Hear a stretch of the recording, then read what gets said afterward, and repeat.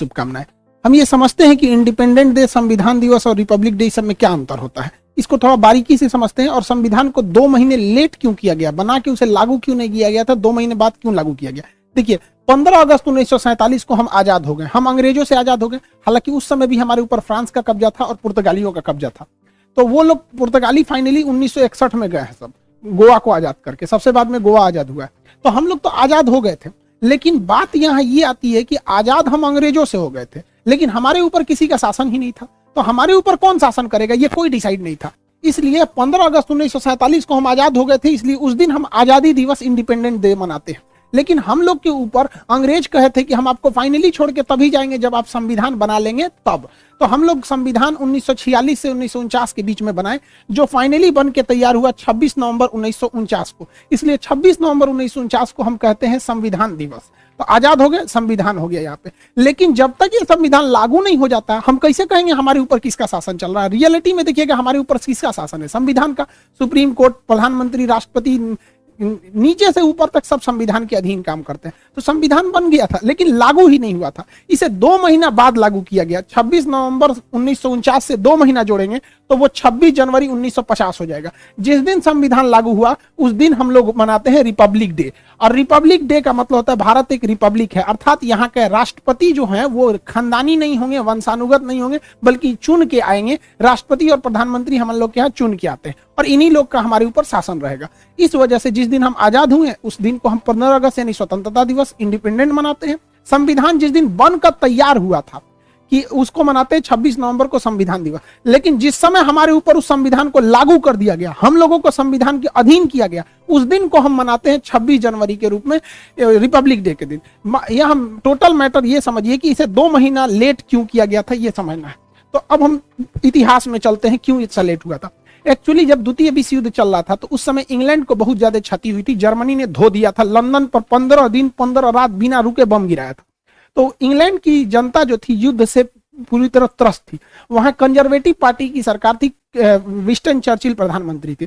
उसी समय विपक्ष में जो थे लेबर पार्टी की थी, जिसके नेता थे क्लीमेंट एटली। तो क्लीमेंट एटली ने कहा था कि अगर हमारी सरकार आएगी तो हम भारत को स्वतंत्र कर देंगे। तो भारतीयों ने भी उनका समर्थन किया था और क्लीमेंट एटली की जब सरकार बनी तो वो भारतीयों को स्वतंत्र करने के पक्ष में आ गए। उन्होंने अपने 3 कैबिनेट मंत्री, आप देखते होंगे भारत में भी कैबिनेट मंत्री होते हैं, जैसे रक्षा क्षेत्र के कैबिनेट मंत्री राजनाथ सिंह है, विदेश मंत्रालय के कैबिनेट मंत्री एस जयशंकर साहब हैं। तो अलग अलग कैबिनेट मंत्री होते हैं। तो उन्होंने अपने 3 कैबिनेट मंत्रियों को भारत भेजा, जिसको 1946 में वो भारत आए थे, जिस वजह से इसे कहा गया कैबिनेट मिशन। अब ये कैबिनेट मिशन जो था इसमें 3 सदस्य थे। एक का नाम था क्रिप्स, अलेक्जेंडर और लॉरेंस। ये ट्रिक याद रखिएगा, एग्जाम में पूछता है। क्रिप्स, अलेक्जेंडर और लॉरेंस, ये 3 सदस्य थे। इसका लीडर कौन था, तो इसका भी ट्रिक है। एल से होता है लीडर, एल से हो जाएगा पैंथिक, लॉरेंस। तो लॉरेंस ही इसका लीडर था। एग्जाम प्रोस्पेक्टिव से इसे याद रखिएगा, डेट और किसमें कितने सदस्य थे।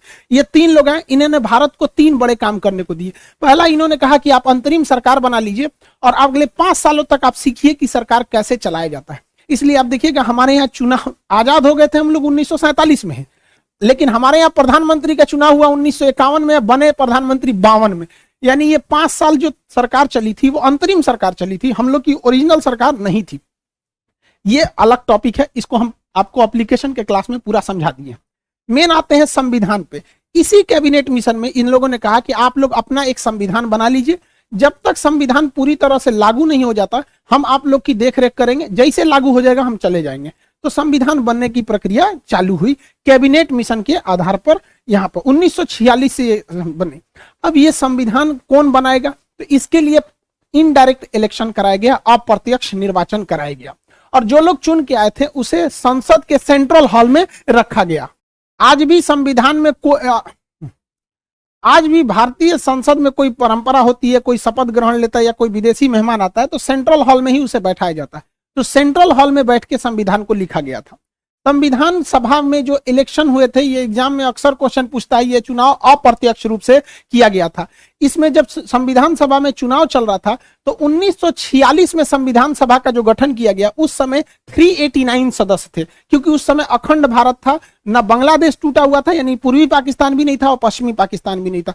टोटल 389 लोग मिलकर संविधान को बना रहे थे। लेकिन अगले ही वर्ष संविधान भारत का विभाजन हो गया, तो जो लोग पंजाब पाकिस्तान से चुन के आए थे वो यहां से चले गए वहां पर, जिसमें सबसे प्रमुख आप लियाकत अली का नाम सुनेंगे। लियाकत अली भारत से मतलब वित्त मंत्री थे, बाद में जाकर उधर पाकिस्तान चले गए।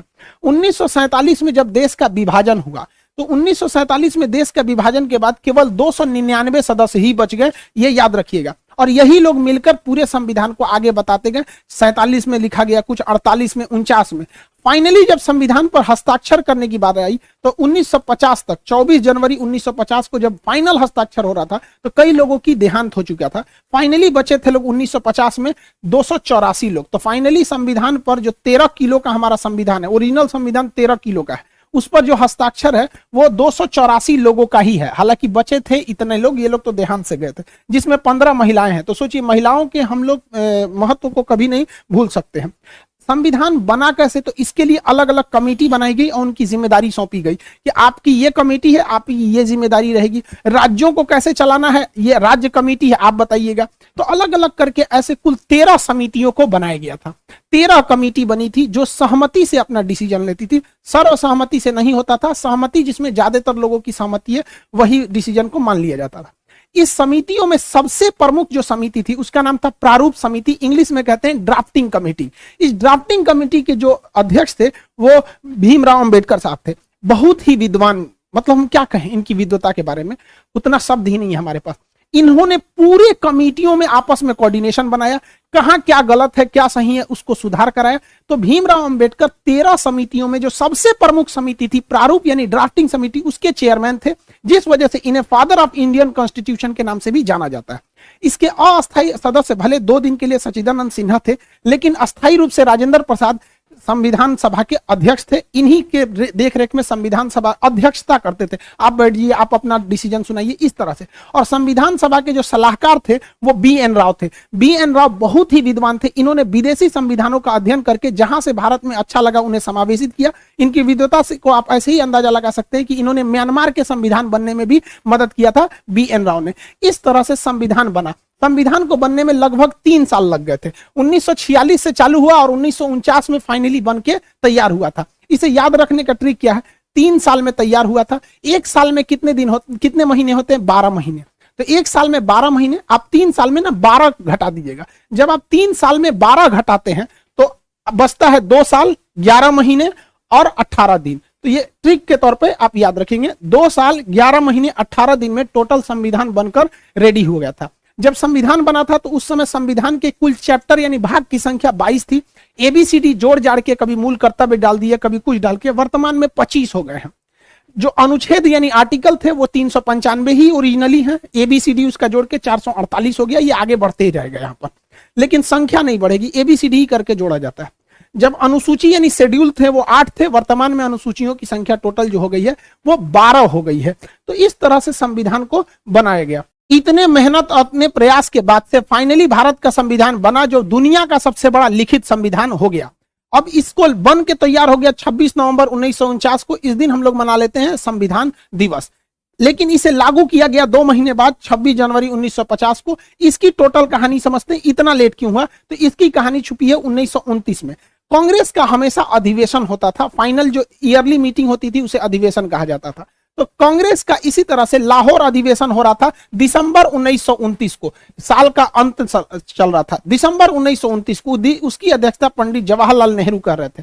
इन्होंने कहा कि अब हमको अंग्रेजों से झुकने की जरूरत नहीं है, अब हम 1 इंच भी जमीन से समझौता नहीं करेंगे, हमें टोटल इंडिपेंडेंट चाहिए। पूर्ण स्वराज की मांग कर दिया था रावी नदी के तट पर जवाहरलाल नेहरू ने। और उन्होंने कहा कि हर भारतीय अब इनको जगना पड़ेगा, अब हमें अंग्रेज आजाद करेंगे। और उन्होंने कहा कि ये तो दिसंबर महीना चल रहा है, 2 दिन मतलब ये साल खत्म हो गया 1929। उन्होंने कहा कि जो 1930 आ रहा है तो आगामी 1930 में जो आखिरी संडे रहेगा उस दिन हम लोग अपना तिरंगा झंडा लहरा देंगे, अंग्रेज आजादी दे चाहे ना दे। तो देखिए हम 1930 का ये कैलेंडर खोले हैं, आखिरी संडे 26 जनवरी को पड़ रहा है। तो उन्होंने घोषणा कर दिया था कि ये दिसंबर 1929, दिसंबर तो खत्म हो गया, 1929 खत्म हो गया, यानी 1930 का जो जनवरी महीना आ रहा है उसका आखिरी संडे को हम लोग तिरंगा झंडा लहरा देंगे और अंग्रेजों से कहेंगे भाड़ में जाओ साले कुत्ते तुम लोग, हम लोग आज से स्वाधीन हो गए, हम लोग आज से स्वाधीन हो गए, अपने अधीन है, अंग्रेजों के अधीन नहीं है। हालांकि आजादी नहीं मिला था, लेकिन इसे हम लोग मिनी आजादी कहते हैं,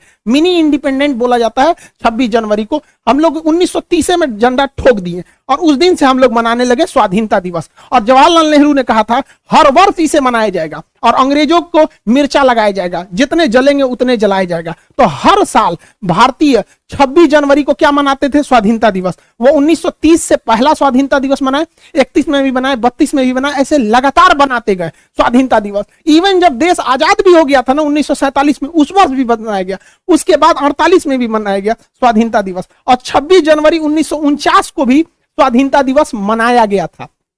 लेकिन इसी साल 19, ये तो जनवरी है, इसी साल नवंबर के महीने में संविधान बनकर तैयार हो गया। अब हो गई बड़ी दुविधा। देखिए, स्वतंत्रता दिवस तो अपने जगह पे है कि हमें उस दिन अंग्रेजों से आजादी मिली थी, इसमें कोई दिक्कत नहीं है। लेकिन जब संविधान इसी साल बन के तैयार हुआ 1949 में ही, क्योंकि ये तो पहला महीना है और ये 11वां महीना है, तो हम लोग ने स्वाधीनता दिवस मनाया था कि हम अपने अधीन हैं। लेकिन संविधान बन गया, संविधान कहता है कि आप अपने अधीन नहीं है, आप संविधान के अधीन है। तब तो हो गया कि भैया संविधान अगर इस दिन लागू कर देंगे तब तो बवाल हो जाएगा, क्योंकि हम लोग को ये वाला त्योहार छोड़ना पड़ेगा। और जिस त्योहार को कोई पिछले 20 सालों से मना रहा हो 1930 से, कोई कैसे छोड़ देगा? इससे लोगों का इतिहास जुड़ा था। तो दिमाग लगाया गया, कहा गया कि देखिए, जब किसी के घर बेटी का बियाह होता है ना तो बहुत दुख होता है, लेकिन उसी दिन बेटा का भी बियाह रख देंगे ना तो पतो आने का खुशी हो जाता है। तो थोड़ा कभी खुशी कभी गम वाला हो जाता है।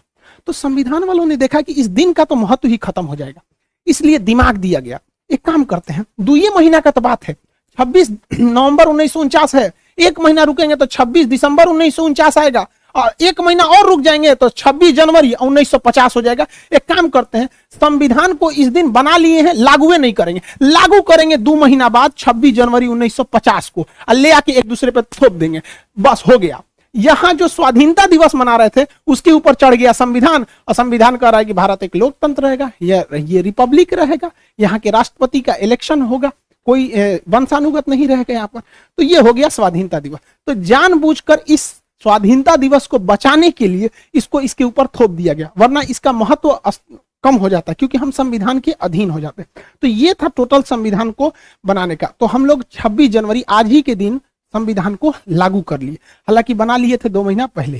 तो हम लोगों ने इसे 2 महीना इसीलिए लेट किए कि हमारा 26 जनवरी यानी स्वाधीनता दिवस बरकरार रहे। इस दिन राजपथ पर परेड होता है, इस दिन ज्यादातर हथियारों को प्रदर्शित किया जाता है, हमारी क्या क्या डिफेंस में है, क्या क्या नए नए आविष्कार हैं, एक तरह का शक्ति प्रदर्शन कर लीजिए, इस चीज को हम लोग कह सकते हैं शक्ति प्रदर्शन।